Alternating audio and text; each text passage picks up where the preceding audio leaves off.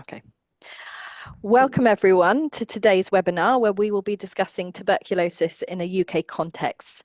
Thank you so much to all of you who have joined today. We're really excited to have both a great array of speakers and panelists, as well as over 800 people who have signed up to join the conversation. My name is Jessica Potter and I chair a network of academics and professionals in the UK who lobby for changes to NTB, UKAPTB. I also lead a TB service in busy DGH in North London, and I'm joined today by my co-host, Professor Mark Lippman, who is Director of UCL-TB and a consultant in respiratory and HIV medicine and lead of the TB service at the Royal Free.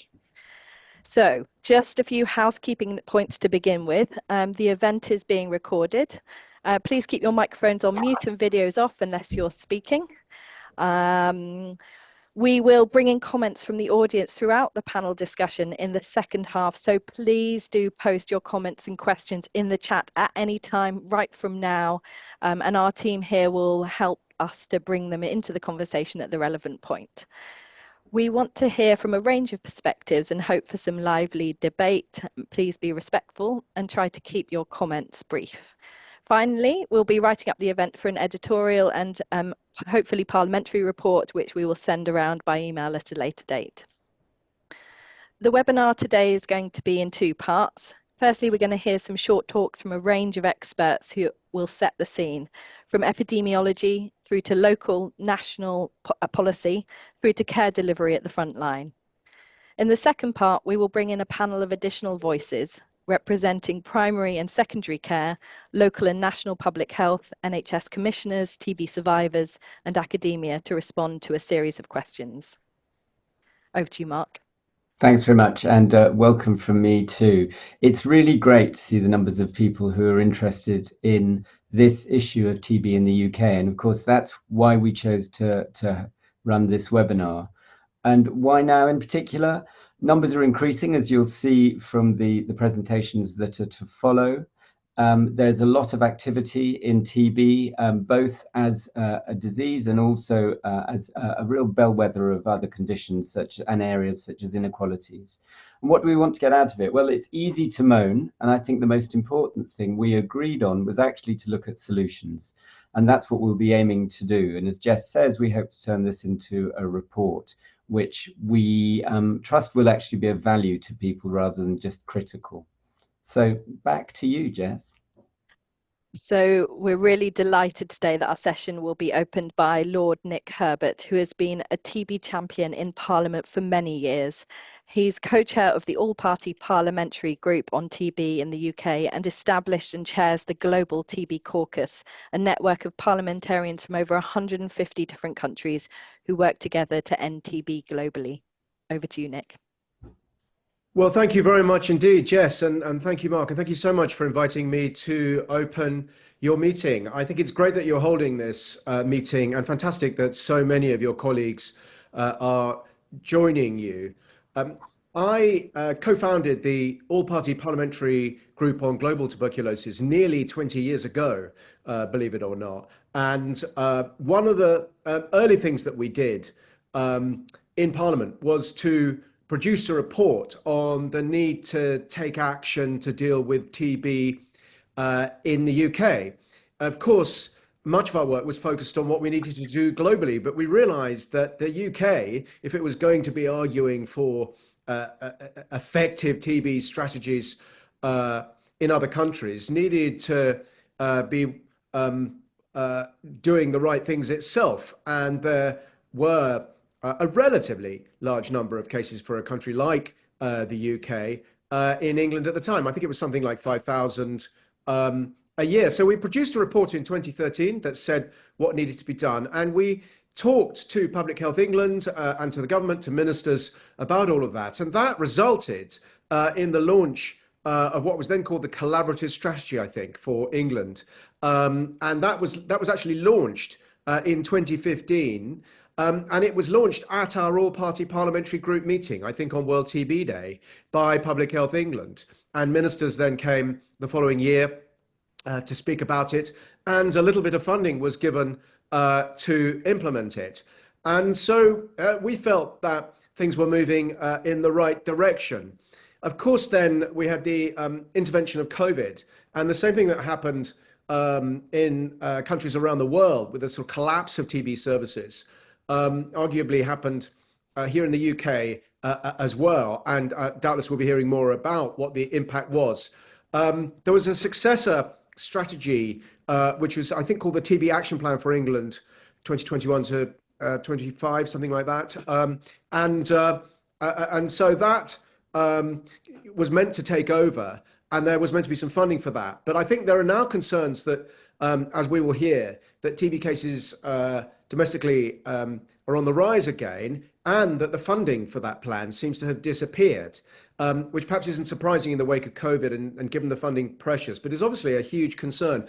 So the all-party parliamentary group, which I continue to co-chair, I'm now in the House of Lords rather than in the House of Commons, will want to look at all of this again. And we are reforming the group next Monday. I'm delighted to say that my wonderful former colleague, Virendra Sharma, having gone, we've managed to find a replacement for him. Sojan Joseph MP is the newly elected Labour Member of Parliament for Ashford, is a former NHS nurse, and very committed to tackling these issues, and he's agreed to step up to the plate, which is wonderful. And we're hoping to get enough members of Parliament present at the meeting to relaunch the group, and then to hold a meeting around World TB Day where we'd really like to collaborate with you on drawing this issue to the attention of ministers and what has actually happened to TB and what more needs to be done. We'll be relying on you really to provide us with the evidence and the ask, so that we can help you put it to the government. And if I may just conclude by saying one thing, which is that you won't be surprised to know that TB as an issue in the House of Commons and in Parliament as a whole is not high up on anyone's agenda. It's not perceived to be a major issue. People don't know about it. That's why I formed the all-party parliamentary group on global TB 20 years ago. And we have to work hard to encourage members of Parliament to join the group and to participate in things like debates. The group has punched well above its weight for 2 decades now, but it does rely on at least having a small cohort of parliamentarians who are willing to take action and to do things. And we're at a critical level now. We need, as I say, to reform, and we need those champions to do their stuff. And it's very important that they're in the House of Commons too, and important that they're in the governing party, though we're an all-party group for obvious reasons. So I would ask everybody here who's joined this meeting, if you could do one thing for us so that we can help you, it would be to email your Member of Parliament and to ask them to join this group and to explain to them the importance of tackling TB. And I should have mentioned this to Jess and Mark before, but we would be very happy to provide a sort of one-pager for you, which would explain what it would be very helpful to say.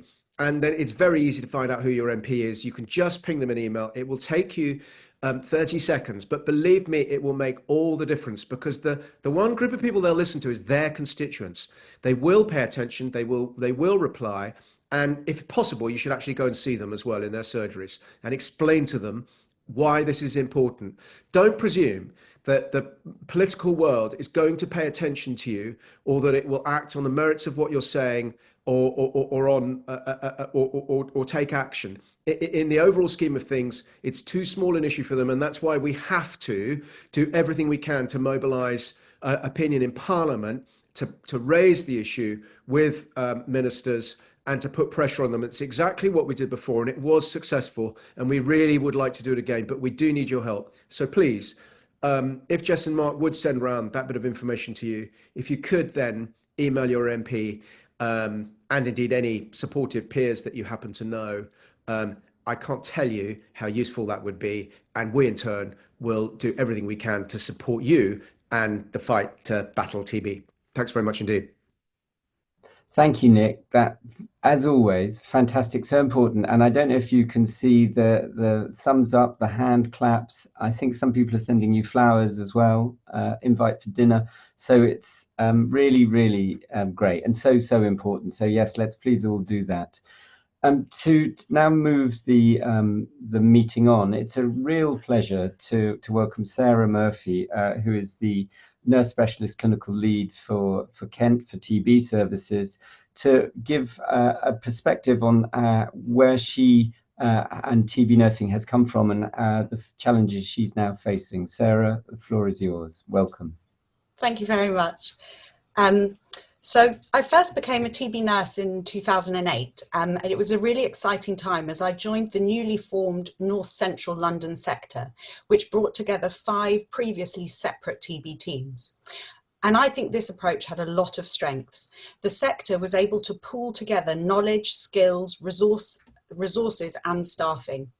It was also able to have more senior levels of nursing leadership, which I believe is vital for effective TB care and control. They were able to help us standardise our approaches, develop best practice and advance our clinical skills, such as introducing rapid access and nurse-led clinics. They also introduced skill mix into the team, which created a more diverse workforce, which I think is really powerful and important for inclusion health. My role was clinic-based, but I'd also visit patients in their home. And this is the time I first truly saw what living in poverty in the UK actually meant. When a patient visits you in a clinic, you only see one aspect of them. But when you visit their home, you start to get a true sense of the life they're actually living and the pressures they're facing. You see how often having TB is the very least of their serious issues. It was also exciting as we were the first service to introduce cohort review, which was a new initiative brought over from New York to help raise standards. The aim was to have a whole system review for each TB case with accountability, and where issues and barriers were identified, service changes could be implemented. However, if we fast forward to today, I'm not so sure cohort review is having the impact we were all so excited for. It often feels we gather every quarter, put the nurses under huge pressure and scrutiny, only to identify the same system issues without any effective mechanism to address them. And if I'm honest, it's a bit demoralising. So after a while, I got the opportunity to join Public Health England and work in the National TB Unit. PHE had just made TB one of its top priorities, and there was excitement that with the right political focus and resources, it was the chance to tackle the persistent TB problem. It was also when the National Collaborative Strategy was being written, as Lord Herbert just mentioned, and the birth of TB control boards. But again, if we fast forward to today, I'm not sure if the control boards are having the impact required. And similar to cohort reviews, this is no criticism of the hard-working people who attend. For transparency, I sit on a control board. I sense it's the vital decision makers and commissioners who do not attend these meetings that it's preventing the impact we need. I then moved on to the amazing London TB Extended Contact Tracing project, where for the first time we pulled together a small team of public health specialists and clinical nurses so we could support all the TB and health protection teams across the whole of London with any large TB incidents. It felt like we were making a vital difference to the teams who would often struggle to find surge capacity and respond to these large and complex situations. More importantly, it felt like we were making a hugely positive difference to the population of London, as we were enabling people to access timely TB screening and follow-up. We gathered data, developed best practice guidance, all of which is still being used today. It felt like this could be a really significant way to start to prevent future cases of TB. But slightly frustratingly, what I learned is when you do something too innovative, when we came to the end of our initial funding for the project, there was no mechanism for it to be continued, and so it ended. I think this was such a loss to London, but it would have also been a fantastic model for other areas to have developed. And so, with a slightly broken heart, I moved out of London to live by the sea in Kent.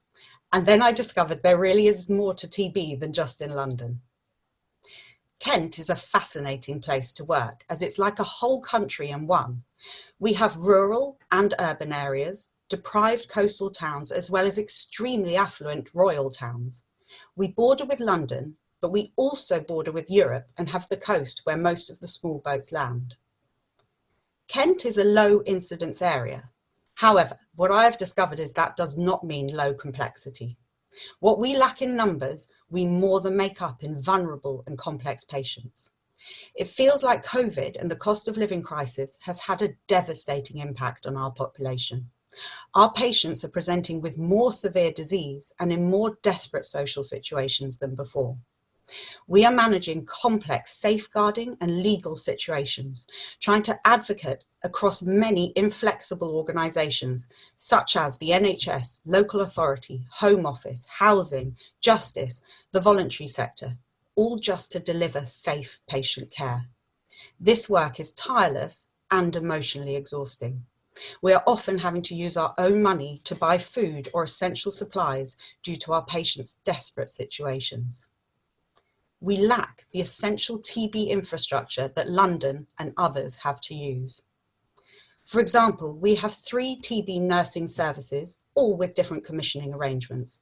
We work across 3 acute trusts over 5 different hospital sites. A curse of being in a low number area is also low levels of TB awareness amongst our primary care, A&E and other specialty colleagues. Most will never see a TB case in their career, and we lack clear pathways. This leads to missed opportunities, delays in diagnosis, and more transmission opportunities. We also have no systematic approach to screening or caring for latent TB, which again feels like a real missed opportunity, especially considering our location. We spend a lot of time travelling across large geographies to meet our patients, who due to language, comorbidity or financial barriers would not be able to access us. We visit patients in caravan parks, secure settings, car parks, even crack dens. These can be volatile or dangerous environments. Also, due to the numbers being so small, it feels like TB is never anyone else's priority. We're always competing with much other bigger, more important issues. It's very hard to get support to improve services or develop pathways. There's also no opportunity for career progression. There are no senior nursing roles. The GIRFT report identified one of our services relied on the goodwill of staff. And whilst it was nice for this dedication to be recognised, I don't think that sounds sustainable. We have recently developed a successful hub and spoke model with the Imperial team for our multi-drug resistant cases. I like to say they're the brains and we're the brawn. They plan expert specialist care and we deliver in the patient's home. This has been fantastic for patient care, but it's also been a supportive development opportunity for our team.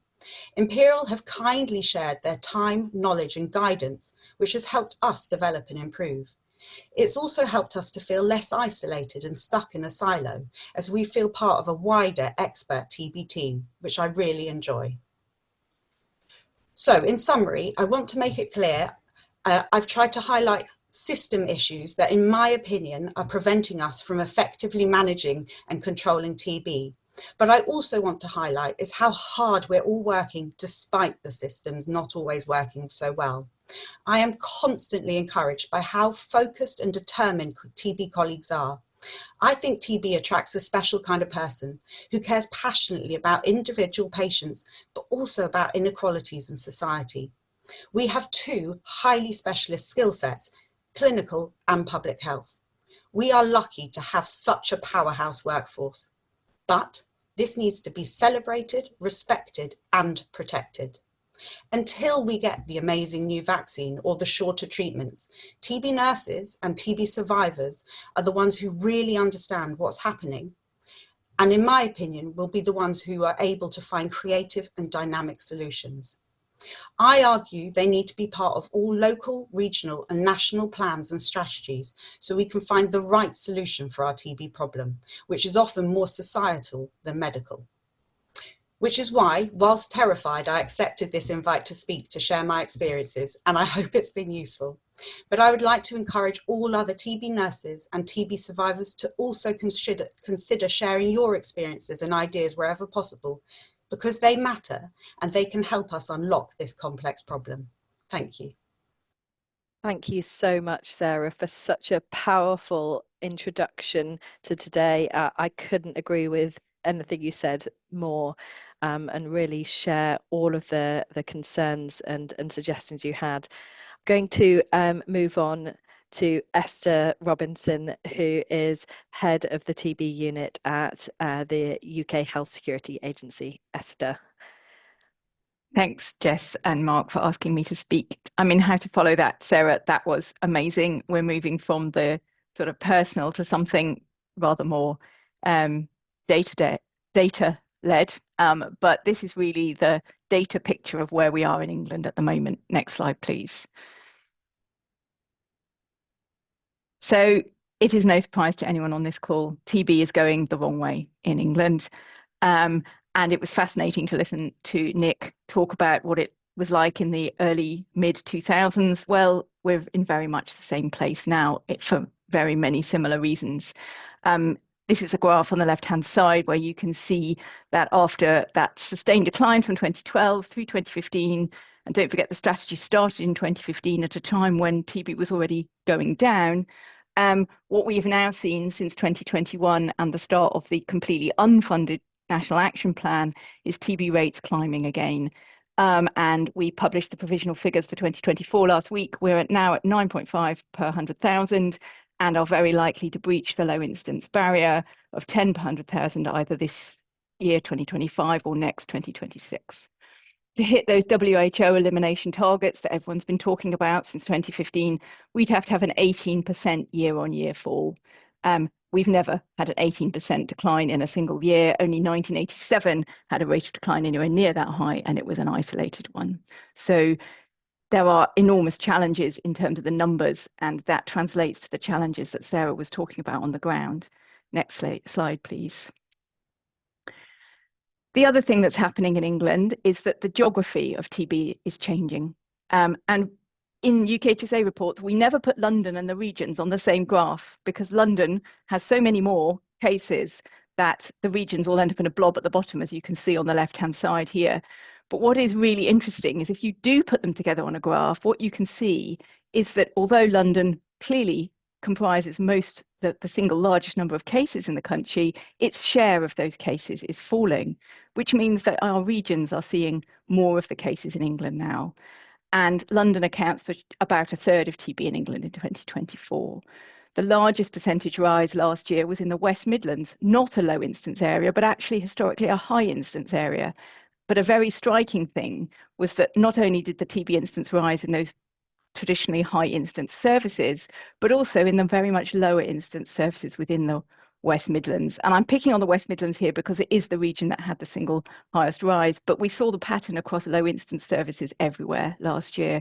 There were typically 20 to 50% rises in all the low incidence West Midlands areas, and actually doubling in some of those services. That's a huge challenge for our nursing staff because you cannot just pick up a doubling in numbers, however hard you work. And having listened to Sarah, they're all going above and beyond, but there is only so much above and beyond anybody can manage. Next slide, please. By local authority, again, this is a map with which anybody who looks at our reports regularly, obviously you all do, will be very familiar. TB is still concentrated in our urban areas in terms of the highest incidence. For the first time last year, the single highest incidence local authority isn't in London, it is Leicester City, but it is very closely followed by Newham. And you can see here, again, it's London, it's the urban areas, the Midlands and of the Northwest that have the highest incidence. Thank you. Next slide, please. The really big story of why this is happening is migration. And it is in many ways the same story as was happening through the mid-2000s. Migration from high incidence areas, and these are predominantly people who are coming on work visas. They are coming to work in health and social care. They're coming for education. They're coming on other skilled worker visas. But the numbers of people coming from non-EU countries post-Brexit has increased enormously. And that's the yellow line you can see there on the graph on the left-hand side. Fairly steady through the last decade, started to kick up post-Brexit, and then post-2020 gone up enormously. Our TB rates have gone up more slowly, and that is partly because there is lag. It is partly because our prevention programmes, particularly the pre-entry screening, is likely to be having a significant diluting effect. Pre-entry screening came in 2012, and by 2023, 1 million people were screened as part of their visa application, and 500 people with active TB were seen treated before they entered the UK. So that is blunting some of the rise. But in line with that migration very much affecting our epidemiology, we now have over 80% of people with TB in England were born outside the UK, and that number increased by 15.9% last year. The other story that hides under that, but is very important when we're thinking about people with complex needs, is that actually for the second year running, we've seen a rise in UK-born individuals with TB as well. A smaller rise, but still a significant rise of 4% last year. And you can see there on that graph, the dotted red line, we dropped below the 10 per 100,000 in 2017, and we are about to hit it again. Thank you. Next slide, please. TB is and remains a disease very much associated with deprivation and poverty. And you can see here, this is 2023 data because we haven't had time to analyse the 2024 data in this level of detail yet. But if you live in the most deprived deciles of this country, you are 5 times more likely to have TB than if you live in the least deprived deciles. And nearly 1 in 5 people have at least one social risk factor, and half of those have 2 or more. The single commonest risk factor is homelessness, but that's very closely followed by asylum seeking. And I can see some comments about asylum seeking coming through in the chat, though I can't really keep up with them. These are in a particularly important group because they are very vulnerable. They have entered the country bypassing the normal pre-entry screening routes, and their dispersal and information sharing between Home Office and Health is a real challenge. As you heard in part from Sarah, but as is also very obvious coming from all parts of the country, we're seeing significant cuts in health, local authority and third sector services that support many of these vulnerable groups. TB services are doing amazing work trying to fill the gaps, but the gaps are getting wider and more people are starting to fall through them. Thank you. Next slide, please. So the challenges are enormous. TB anywhere is potentially TB everywhere, and particularly alarming in this context is, of course, the US withdrawal from WHO and the stop of all the US aid programs. There are lots of commentaries and articles on this, but things like Stop TB Partnership, which has been vital for a lot of the global TB advocacy work, are seeing their funding completely slashed. And so the global landscape is looking very alarming. TB in England is predominantly driven by migration. As TB control falters worldwide, then we will see that coming through in our numbers and the complexity and the resistance in the cases we see. The major influence on TB numbers in England is clearly migration policy that sits outside the health space. So it means we need to join up better across government to make sure that there are policies and funding that follows those decisions. The NHS, I don't need to tell anyone on this call, is in crisis. The government has published this ambitious Road to Recovery paper, but it states within that the NHS must learn to live within its means, although it does also helpfully keep the focus on prevention, where clearly we have such a lot to say in the TB space, and inequalities, where again, clearly TB is such a huge issue, is also very key to that. And I'll just leave you with that, leave this slide with that quote that I picked up from the Topics in Infection meeting last week, that the fall of TB through the last decade, the price of public health success is political indifference. We now need to reverse that political indifference. Next slide, please. And this is the last one. I can see Jessica and Mark have come back on to shut me up. Excuse me. There are a few ideas, and I think a lot of these will be picked up in the discussion, but I'd just like to echo the point that Nick made, that Sarah made. The most effective advocates are the people who have lived experience, who are survivors and who are seeing these people on the front line, and those voices need to be heard however we can amplify them. Thank you. And then just put my acknowledgements up, Neil, quickly, please. Thanks. Thank you, Esther. Really, just great. Just such a privilege to see the data and the approach you've taken to it. I'd now like to welcome very much Jill Johnstone, who, as you know, is consultant in health protection at the Public Health Agency of Northern Ireland, to give us the picture from Northern Ireland. Jillian, welcome. Yes, thank you very much, Mark, and thank you very much for inviting me this afternoon. I just want to start by saying that I am a consultant in health protection and cover the range of health protection issues in Northern Ireland, of which TB is one and as of a particular interest to me, but I'm by no means an expert in TB. Sorry. So Northern Ireland is the smallest nation in the UK. We have a population of just 1.92 million, and this has grown really over the last 25 years. But you can see in the graph below, just like Esther's kind of mentioned for England, we have had an increase really since 21 of international migration, and this is certainly driving our population size and our TB kind of cases as well in the recent years. Northern Ireland, you can see from the map, is divided into 11 local government districts, and the health and social care is delivered by 5 trusts. We have a regional public health agency, and we have a regional kind of commissioning which sits within our Department of Health within the executive. And you can see on the map the numbers are the TB incidents per 100,000 in each of the LGDs. Belfast the highest, followed by that blue one just to the left of Lough Neagh, Mid-Ulster, and then just below Armagh City, Banbridge and Craigavon would be the kind of second and third highest. But overall, we remain a low incidence region. The burden of TB disease is small in Northern Ireland. We have our incidence currently, as of 2024, is 4.1 per 100,000.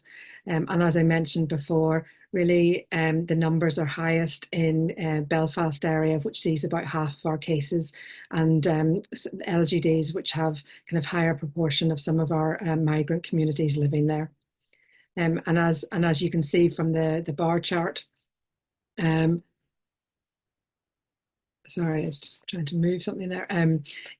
Our numbers have increased since 2021, and that's in line with kind of the migration that inward migration that we're seeing.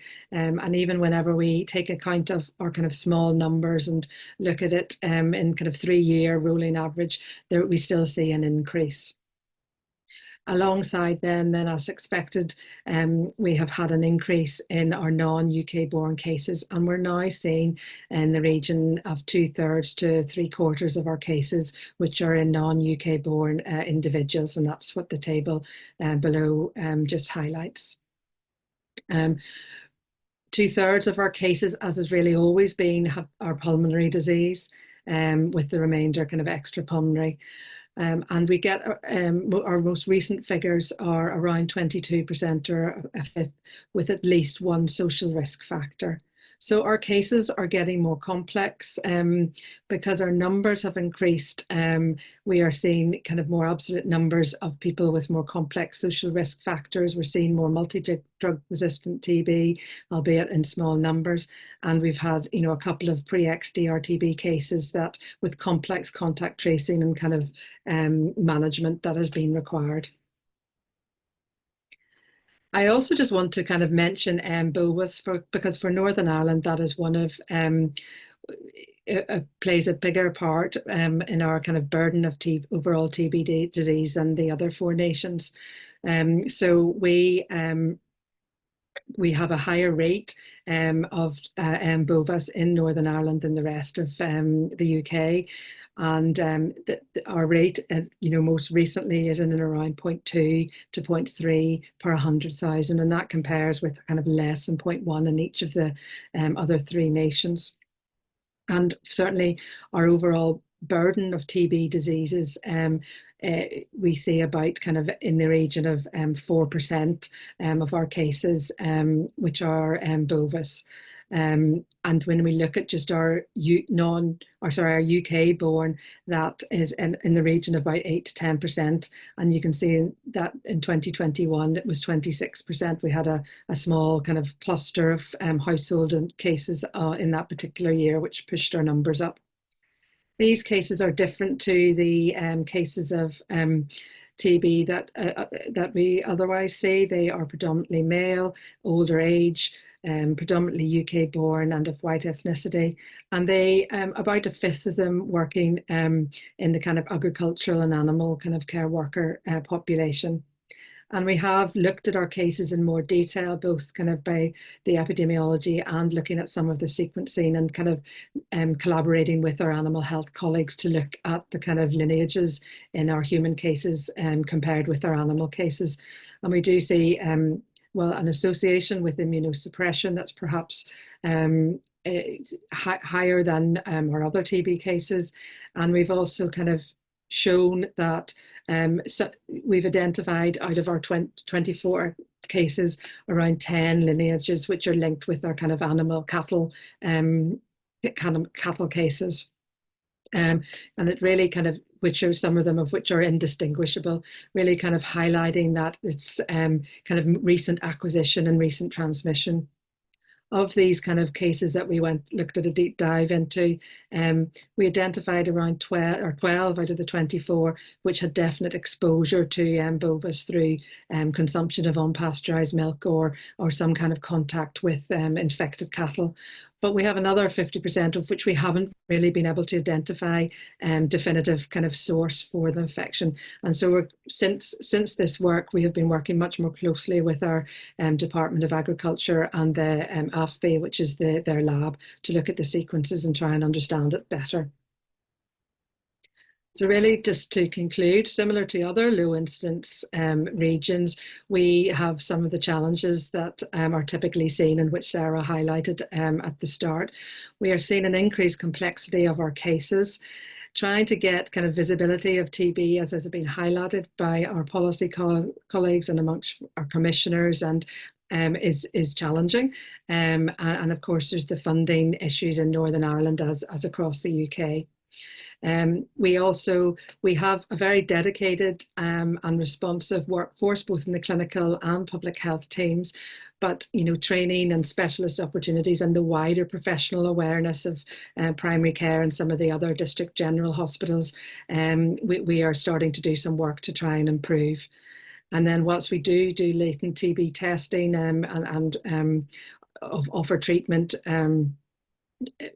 we don't have very much data to really understand that on a kind of regional scale, and we are trying to kind of look more proactively at the commissioning around a kind of latent TB test and treat programme. And then finally, our genomic, we don't have a dedicated genomic sequencing service, and we have some of the work that we have been doing on a kind of pilot and research basis, we're kind of using to help support kind of expansion of a more kind of dedicated service. However, despite our kind of small size and low numbers, I do think that our teams are very dedicated. They have the ability to kind of provide an agile, kind of responsive service to our patients. And I've seen that time and time again with some very, very complex cases. And really the ability to be able to kind of mobilize support for those individuals has been very impressive. We have also in the past done cohort review, which we're hoping to re-establish, and with that we introduced a CBD component to that, which really has encouraged kind of participation and engagement across the province. And as I mentioned, as part of the bovis work, we're collaborating much more strongly and kind of with DAERA and AFB, our animal health colleagues, and alongside that a sequencing pilot. I have just come into kind of the TB post in the last November, and so since then we've established our regional group with commissioners, clinicians, nurses, and those working in migrant health.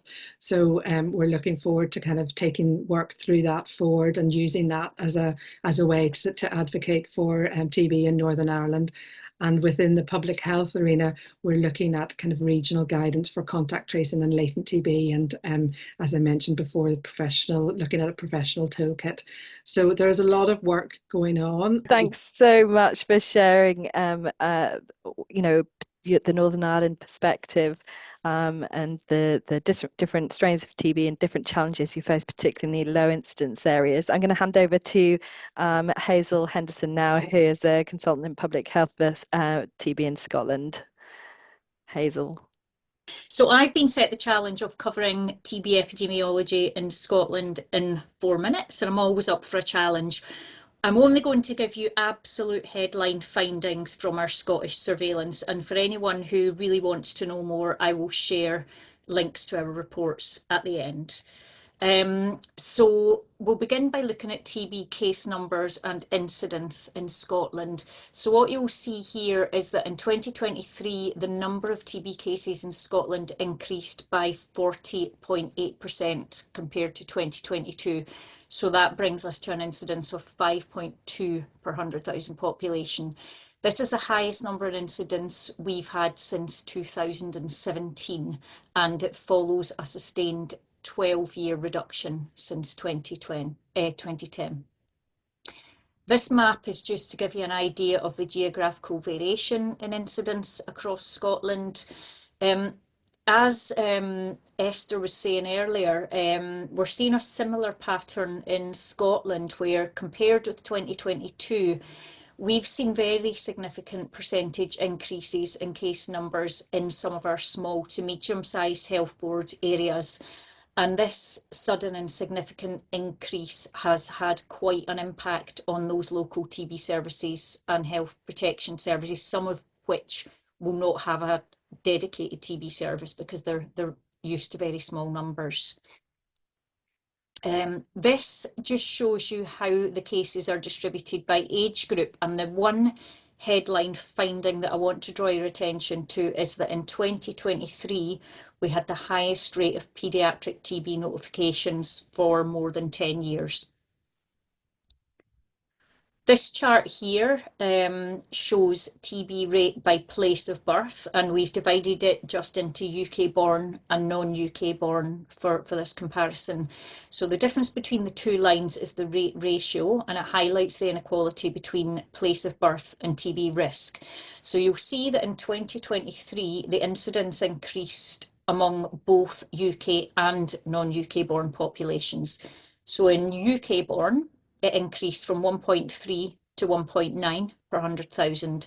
In non-UK born, incidence increased from 26.2 to 36.5 per 100,000. So this means that the incidence among non-UK born was 19 times higher. So obvious, massive inequalities there between these two broad groups. This chart here shows risk factor data for the last 4 years, and in Scotland we have seen quite a change in what our risk factors and risk group looks like since we started to collect data. What we can see is that in 2023 we observed increases across all risk categories. This is partly due to the fact that we had 100% data completeness for the first time. However, what you can see is that since 2021, the most frequently reported risk factor was being a refugee or an asylum seeker, which is the purple bar, followed closely by being a health and social care worker, then immunosuppression, then alcohol misuse. The other categories reported were homelessness, drug misuse, and residing in a corrective or residential facility. And I think what's very significant here is that a lot of the people within these risk groups are very complex cases and also require intensive case management. So there are obvious implications for our services. So what have we seen in 2024? We've seen a slightly different picture to England. These are based on provisional data, as always at this stage. But what we've seen between 2023 to 2024 is a 4.6% reduction in number of cases. However, overall since 2022, it has still been not a good news story. So we're keeping a close eye, we're monitoring our data, and the case numbers do remain above historic levels. What we're seeing is more or less a return to 2018 levels, so not quite pre-pandemic levels, but a few years before the pandemic. So here is the link to our reports if you want to know more about that, because I'm aware that was a very speedy presentation, but hopefully it's given you a flavour of what the epidemiology looks like at present in Scotland. Thank you, everyone. Thank you so much, Hazel, and thank you to all our speakers, because as you can see, we forced them to condense an awful lot of information into a very short period of time. And the next lucky person is Tabitha. Tabitha Kavoi, I'd like you to to present the data from Wales. Tabitha, by the way, is TB lead for Public Health Wales. Thank you, Mark. I wish I could be bringing some good news from Wales, but unfortunately the trend is the same. So the next slide shows tuberculosis incidence in Wales over a couple of years, and we can see that in 2023, which is the official published data so far, we had an increase from previous years, taking us to 2.7 per 100,000. Just to say that Wales, obviously the rates in Wales remain the lowest in the UK, but the trend is heading in the wrong direction. The other thing to point out is the provisional data for 2024 indicates an increase as well. So although we are seeing, although we call ourselves a low incidence country, the next slide looks at the geographic variation. And we can't boast under the flag of we're a low risk country, because as you can see on the map on the right, when you look at the local authorities, we do have some areas that have cases that are well above the low incidence threshold. That's including Newport, Cardiff, and Wrexham is also high. And these tend to be urban areas. These tend to be areas where we are seeing probably a bit of migration. The more urban areas compared to the more rural areas. And in your own time, you can look at the graph on the left, which shows incidence in the different 7 health boards. And the trend is the same, the more rural, lower cases than the more urban populated areas. So now let's take a closer look at who is most affected by TB in Wales on the next slide. So similar data or similar picture with other people. So we are seeing rates higher amongst male than in female. And we are also seeing that most of our cases are in the sort of working age group, 25 to 54. When it comes to cases born outside the UK, our 23 data showed 60%, and this is looking to increase in our 2024 data that we'll publish in the next few weeks. Social risk factors are also a huge issue. We are having drug misuse most prevalent, and also deprivation is key, just as others have mentioned. So for the most deprived, up to 4 times higher chances of getting TB. When we look at the sputum smears, 57 of those were positive, so that continues to indicate high potential risk for onward infection.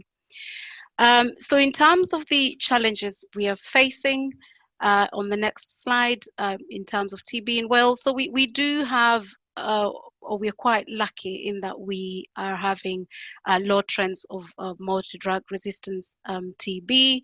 However, we still continue to face challenges like others have described across the UK.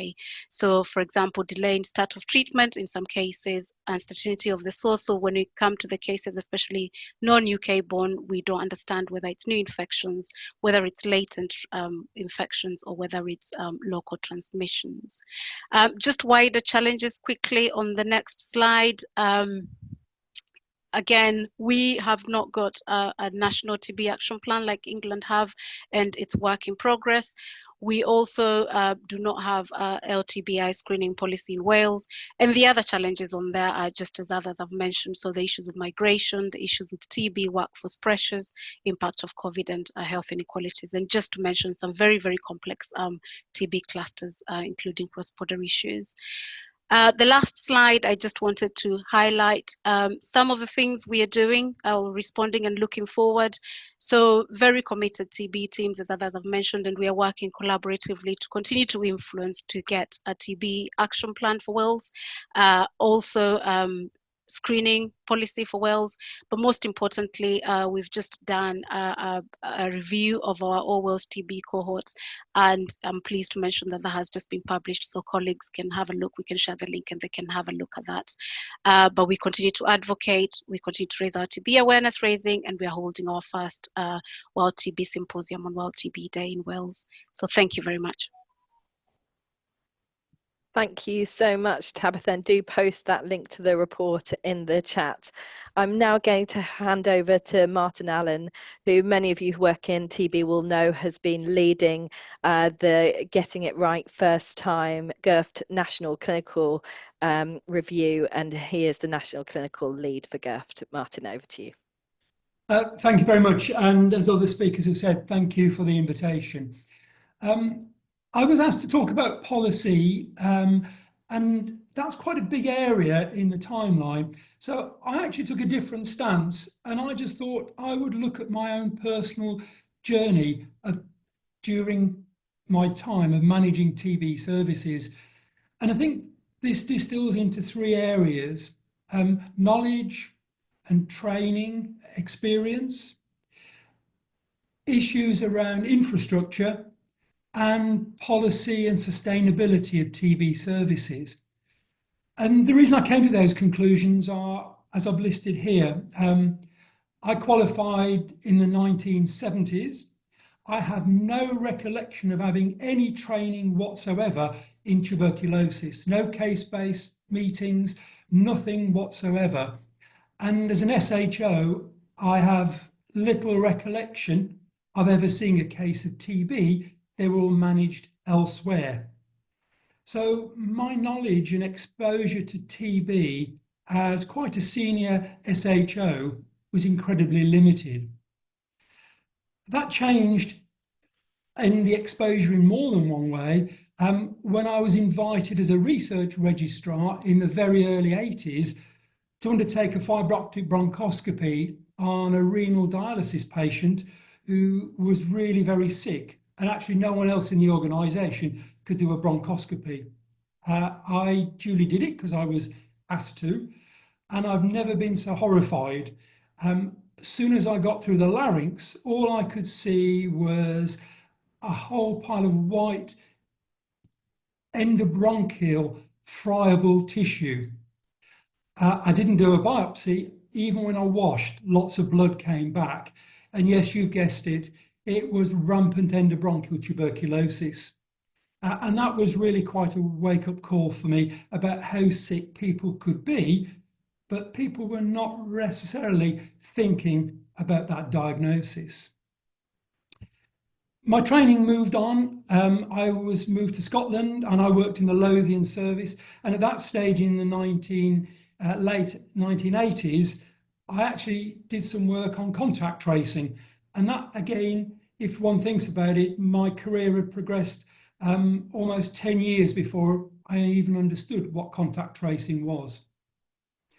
I got more experience as a senior registrar in Leeds in the early 1990s, but then I really had quite a shock when I was appointed as a consultant in Bradford, again in the early 1990s.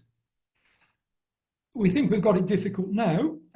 I was the second consultant serving a population of 500,000, which was clearly very ethnically diverse. And when I went there, I asked about TB infrastructure. We had around 300 notifications a year, and there was no TB nurse, no TB secretary, no nothing. So I think that was a little bit of a wake-up call, and certainly enabled me to push quite hard around service development and developing an appropriate infrastructure. And then when I moved to Stoke, I had a similar sort of experience where we were not necessarily following appropriate guidelines. So I think the exposure to the lack of infrastructure was really highlighted there. I was then fortunate enough to be involved in national policy for TB in the 2013, 14, 15, and helped support the development of the MDR service. And I think all of those have shown to me the real issues that we've got of the knowledge, experience, training, although better, continues to be a real issue. If we don't know about TB, if we don't think about it, we'll never identify it. The infrastructure to deliver the service is clearly crucial. And as we heard earlier on from Sarah, which was just a wonderful talk, the key role of our nursing colleagues in delivering services is essential. And we need to bolster those services and ensure we've got better linkages. And we need to ensure the services are both funded and sustainable. And we need clear policy direction. And again, we've heard that unfortunately, we're not quite here with the action plan. As Jessica said, I have been leading on the GIRFT methodology and using data to drive change. The report, which has some 80 recommendations, is sitting with NHS England for publication, and that's the England report. And I'm delighted to say we've also been supported in doing a similar review of Scotland TB services, and that report is currently in authorship. So I think I'd like to just highlight those issues of exposure, infrastructure, and policy and sustainability if we are ever going to change the dial on managing TB. Thank you, Mark. Martin, thank you so much. And that's really such a powerful perspective. So we know we have an awful lot of information and data, but someone said to us when we were putting this together, yes, but what about the case for investment? You have to argue, not just tell people because you're preaching to the converted. So I'm going to call upon Lara, who is based at the London School of Hygiene, to give us the case for investment. Lara is an assistant professor in infectious disease epidemiology, and it's a pleasure to have you here, Lara. Thank you, Mark. So, first of all, I was asked to present about the case for investment, but it's not, there's no point in talking about making a case for investment if prevention and care is not cost effective. So talking about from the cost effectiveness side first, starting with the fact that TB is one of Copenhagen Consensus Center 12 best investments for the Sustainable Development Goal. So what does it mean? They found that benefit cost ratio of TB is 46. It means that for each $1 invested, TB yields $46 in benefits, which translates into 1 million deaths averted for $2,000 invested per death. The recommendations from these were to scaling up diagnostics and care, improve early detection and prevention. And this is a global analysis. So what does it mean in terms of the UK specifically? Well, looking at literature from the past 10, 15 years, I think we can draw three main conclusions about TB in the UK. So first of all, despite TB increasing, UK is still a low TB incidence country, which means that if we were to do universal screening, this will not be cost effective. And very recent studies have also shown that. However, this doesn't mean that if we could target high risk groups specifically, then this will lead to cost effectiveness studies, to cost effectiveness results. I'm losing my slides. Do you still see my screen? Yes, we can. Thank you. Okay. So screening, this is the first point. The second point is, okay, we know from what has already been presented today that around 80% of TB is in migrants, but even screening all migrants does not lead to cost effectiveness results. So again, we need to target specific groups of migrants coming from high incidence countries, specifically from 250 over 100,000 cases. And adding to this, okay, we target specific people, but also we need optimal algorithms and high sensitive tests. So, for example, it has recently been shown that it's more effective to screen people that have recently traveled to high incidence countries instead of just at visa application. And also a recent study that we published so that some recent latest skin tests are more cost effective than IGROR TST. Okay, so how all this translates into number, because we're talking about money, so we need to talk about numbers.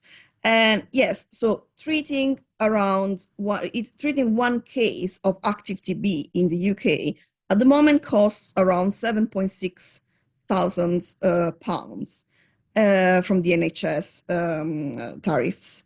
However, if we compare this number with the cost of treating for latent TB, for TB infection, this is around £700 in secondary care.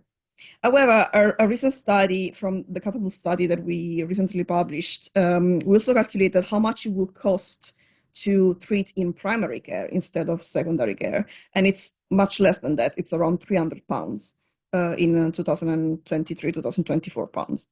So if we consider the number of people that were notified in 2023 from the UKHSA report, there were 4,855 people that were notified. And with the number that we just presented, this translates into £37.1 million that the UK spent to treat for active TB. And this is equivalent of treating up to 125,000 TB infection cases. So what does it mean? It means that if we were able to target the right people, we would be able to not only prevent active TB, but also to save money potentially. And who are the right people to target? Well, this data has already been presented today, but basically the point that I want to quickly make is, yes, 80% of TB is in migrants, but also there are social risk factors that need to be taken into account. At least 50% of TB cases in England are from people who have 2 or more social risk factors. In UK born, if you wanted to look just at UK born, that means the majority of social risk factors to consider are drug misuse, alcohol misuse, mental health needs, and homelessness. And there is a very clear association with deprivation and TB. The most deprived area, the highest incidence of TB. So to close this very quickly, yes, 80% of TB is in UK, non-UK born individuals, but recent studies have shown that of all transmission, 40% of transmission happened recently in UK soil. So, and this is due to the social risk factor and other risk factors that are connected to TB, because TB is a disease of poverty and deprivation, so health, social, economic inequalities need to be taken into account. And yes, TB prevention and care in the UK can be cost effective, but we need modeling and health economic studies to identify the right people to target and the optimal screening and care algorithms to inform new guidelines for policymaking. Thank you. Thank you so much, Lara, and to all of the speakers who have really set out the situation across the UK so, I think, conclusively. We hope to pick up on many of the points made in the next half of the session, not only considering challenges, but also I really want to get to solutions. So I'm going to ask our panel members to keep their responses concise. Panel, if you'd like to turn your cameras on and give us a wave, and we'll introduce you. I'd just like to welcome the panel, just so you know the broad and exciting and diverse range of people that we have here. So Samara Barnes, TB survivor and affected community lead at UKAPTB. Johnny Cohen, consultant in paediatric care, Guy's and St Thomas's NHS Foundation Trust. Shakib Hussein, who is in the TB outreach team at North Central London TB Service. Welcome, Shakib. Rachel Manners, head of respiratory policy at UKHSA. I like this. No one's really waving. They're just sort of giving us a little friendly smile. Yay, there we are. Adrian Martineau, Professor of Respiratory Infection and Immunity at QMUL. Adrian, lovely, thank you. Priyal Shah, Head of Communities and Inequalities at North Central London Integrated Care Board. Hello, go on, Priyal. Yes, very good. I feel like a game show host here. Mark Tickner, who's sadly his camera doesn't work. Infection Control Lead, London Borough of Enfield, but you can hear us, can't you, Mark? I know. And Gerrit, lovely, thank you. Gerrit Woltmann, TB and Pneumonia Service Lead at University Hospitals Leicester NHS Trust. Fatima Wurie from Department of Health and Social Care. Fatima, hi. And finally, Dominik Zenner, who's not just an infectious disease epidemiologist at Queen Mary University of London, but also a GP in East London. And that's the elements that we want to draw on. So with this panel and with the presentations from our fantastic speakers, what are we going to do? Well, we have about an hour and we want to cover 5 areas, and Jess is going to lead us through those. But I just wanted to outline for you with those sort of points that we want to discuss. We mentioned about the case for investment, and we'll pick that up from the last presentation. Also, barriers to care, barriers to why we can't do what we'd like to do, which again I think has been highlighted in the presentations. What are the challenges and what are the priorities within those challenges? What should we be focusing on? How might we do that? What interventions would help? And finally, and possibly most importantly, radical or novel solutions. There's already been lots of chat and lots of comments, and we'll try and take that and distill it and then respond to it through the panel and the speakers. So Jess, over to you. Great. Given we ended up the conversation on the case for investment, and we know that everywhere across the health sector, resources are tight or even non-existent, and there are multiple competing priorities, we want to ask the panel how they would make the case for investment. So Gerrit, I wondered if you could talk about the cost of inaction. What do we do what happens if we do nothing? So it wouldn't be complete inaction, because obviously we are quite active every working day in dealing with TB, but to deal with the increase in TB incidents, we need to raise our game.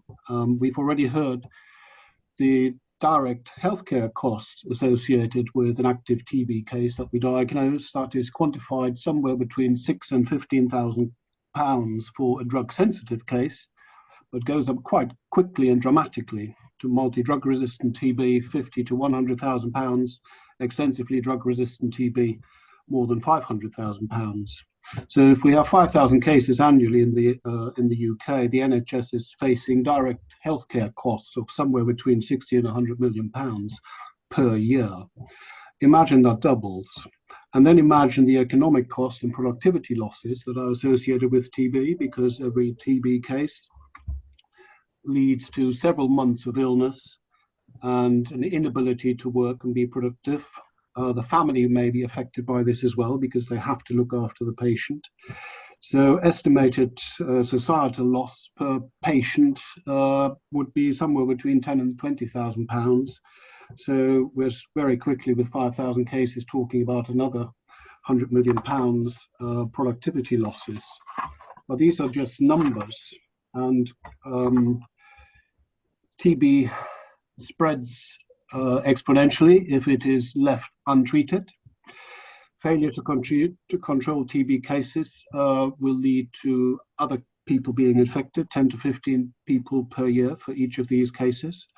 So these costs spiral very quickly, and services would be overwhelmed by the numbers. As we are at the moment, we are overwhelmed by the numbers of people that need prevention treatment and the people who didn't get the prevention treatment in time and present as active cases. Thanks, Gerrit. Dominik, do you want to expand on any of those points?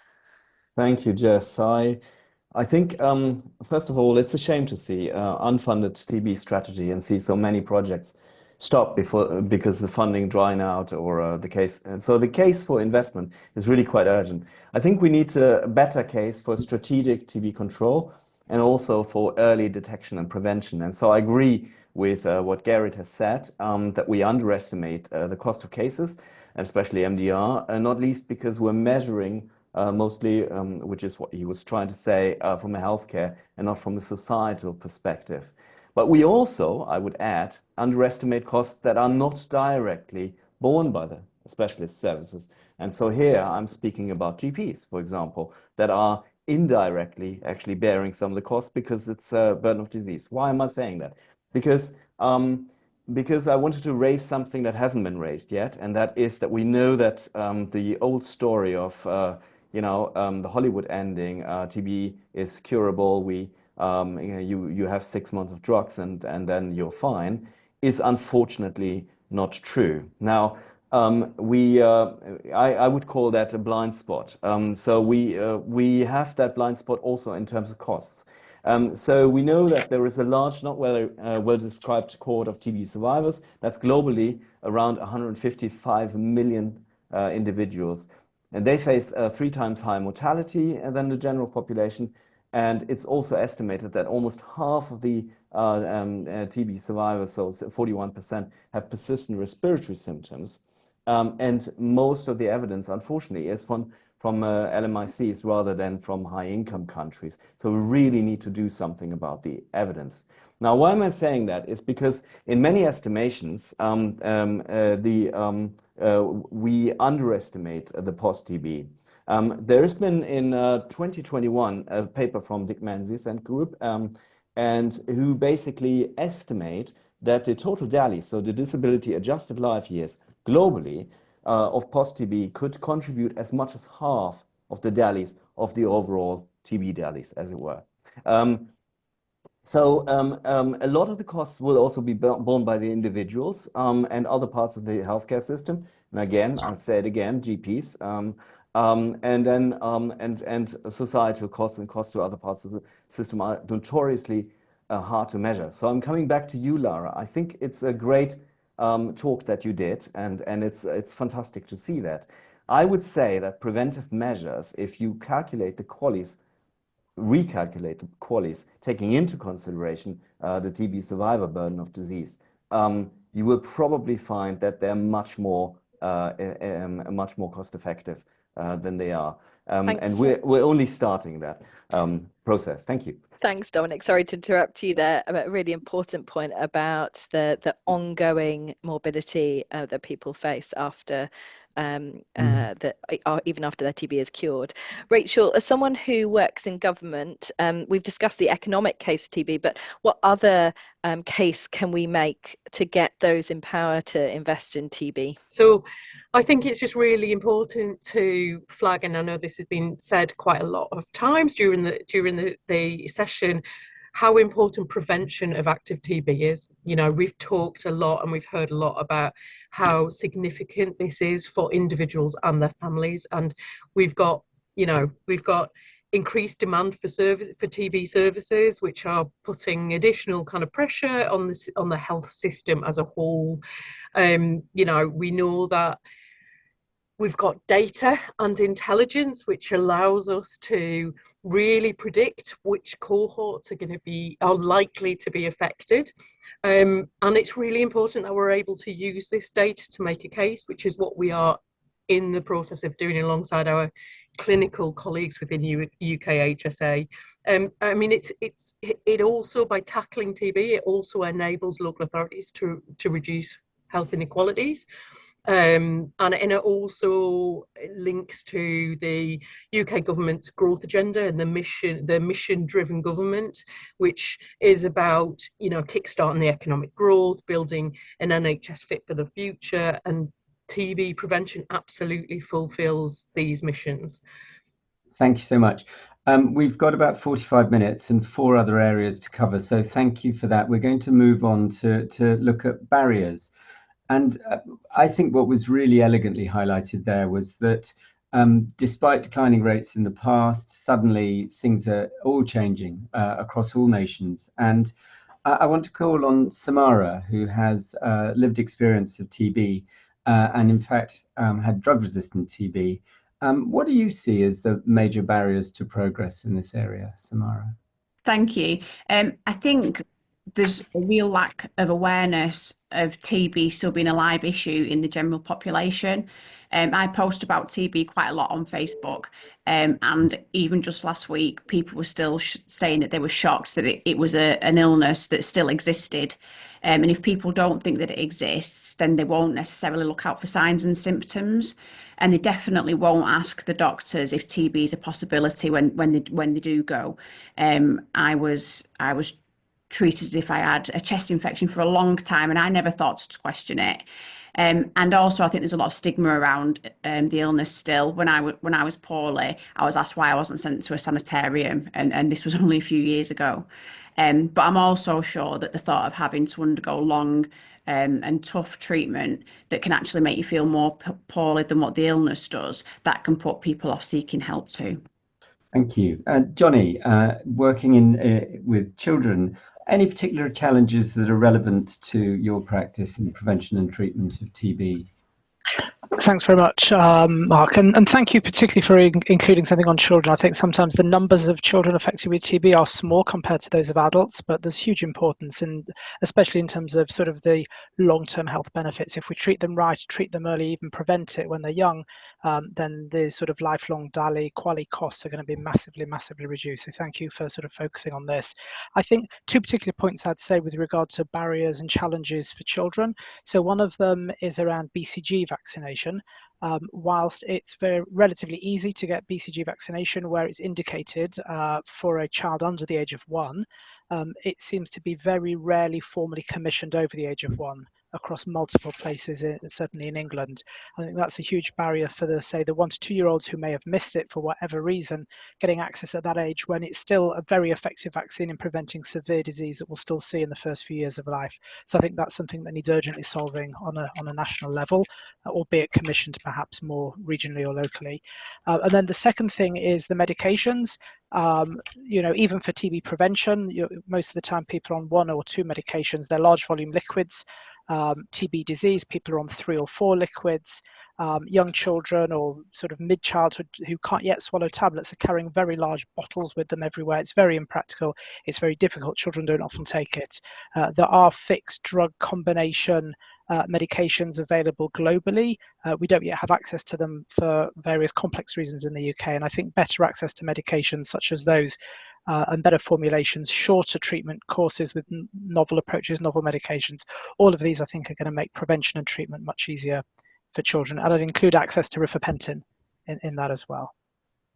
So Thanks, Johnny. And Shakib, you have, again, direct experience of being the person who often has to deliver the drugs and get people to do things that they may not necessarily want to do it without your support. Shakib, what's your experiences? What are the barriers? What could we be doing? What should we be aware of? And then starting to think about solutions. Thank you, Mark. I think there's a lot of things that I've seen that we could improve on, or that I've seen when I'm visiting patients. They're usually quite isolated, especially those that are from migrant or refugees or asylum seekers. I found them to be not living with the immediate family, and this causes loneliness and isolation. Furthermore, due to the limited support network they do have, they don't share their diagnosis with them. So there's no support for them amongst their friends and family. So this causes further isolation, fear of the disease. Another thing is housing. I find that there's a lot of issue around homelessness, around poor quality of housing, around facing eviction, sometimes even from facing discrimination by support providers or housing providers once a TB diagnosis is made. I also find that the workforce sometimes doesn't represent the migrant population. So there's a bit of a fear or an anxiety around migrants or refugees speaking to people that are in public bodies like the NHS. Thank you, Shakib. And Priyal, with a focus on inequalities, being based in an ICB, how does the joined up stuff that we'd like to believe happen? Is that still a barrier? My guess is probably. It is a barrier. So from a population health and health inequalities perspective, we are concerned about people we are not aware of. So people who are at high risk of TB, but as Shakib and others have mentioned, homelessness, asylum seekers, people who might be forced trafficked, living in crowded accommodation. And they probably are not linked to any services because they face personal barriers accessing the services, like we've talked about, language or digital. They don't trust services, many of them. They might not be aware of health services or their entitlements to health services. And so our traditional ways of delivering health care might not be appropriate, and we might need to think a bit broader and linking in with hostel accommodation providers, housing providers, and sort of council colleagues who directly work with these individuals to provide joined up care for individuals and actually raise awareness with them for TB. So yes, it's not happening as much as it should, but we do have some good examples which we can come to later. Thank you. And finally, for questions directly to the panel, Mark brackets Tickner, you work in local health and particularly infectious diseases, and I again wanted to hear your perspective on what you feel are some of the barriers. It's just to mention the issues about working across North Central London and the ICB. I must emphasise we have very good relations with the ICB team. Very impressed with the progress we've made thus far, and there's a very good reason why our new joint health and wellbeing strategy is aligned with the population health strategy.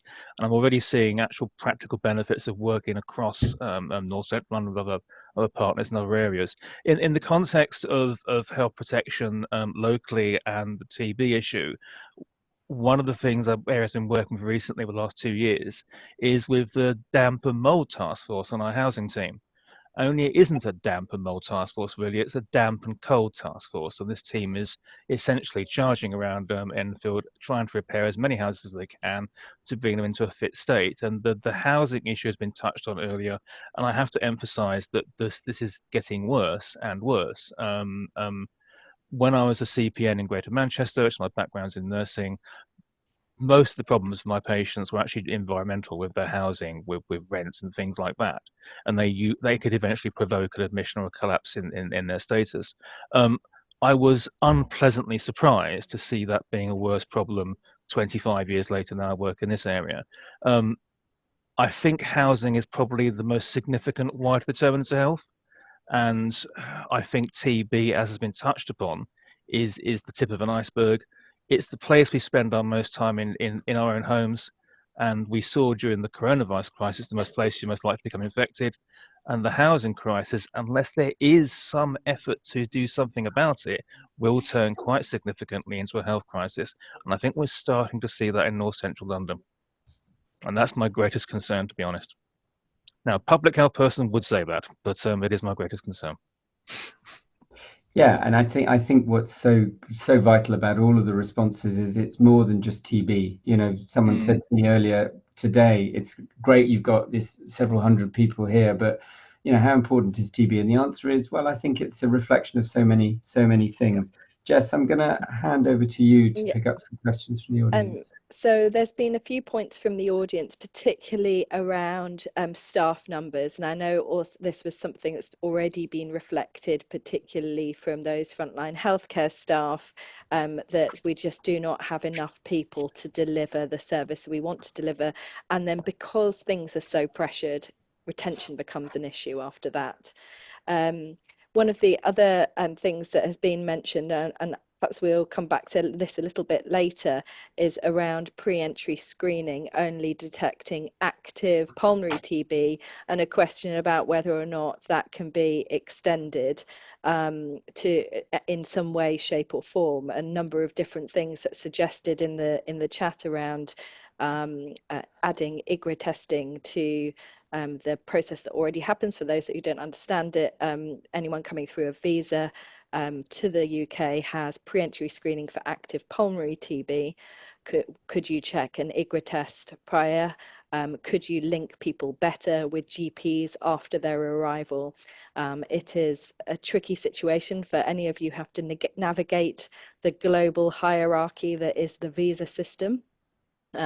We'll know that limiting people's movement through control of infectious diseases is just another form of control, and can cause significant harm to people. And so those policies really challenging to consider how we implement them in ways that are as helpful to those people who we're wanting to support with treatment and prevent treatment as possible. I think there was some talk about, again, this is more solutions, more draconian measures of treating TB when people have infectious TB, but in my experience as a clinician, I think most of those of you who are clinicians on this call will share with me that forcing people to take treatment is never the answer. That's, I think, all from me. Shall we move on to our next question? Which of these challenges should be a priority area? So I was going to bring in Fatima, because perhaps someone might want to pick up some of those points around screening. Fatima. Thanks very much, Jess. And yes, I will do. And I think what we know from the EPI and case for investment presented in today's webinar, it really shows us that migration and social complexity are important drivers for TB incidence. And we know that by targeting our interventions to higher risk groups, like through latent TB testing and migrants from high incidence settings, is indeed cost effective. And it's incredibly important for control and prevention, as Rachel has already said, is aligned to the priorities of this mission-oriented government.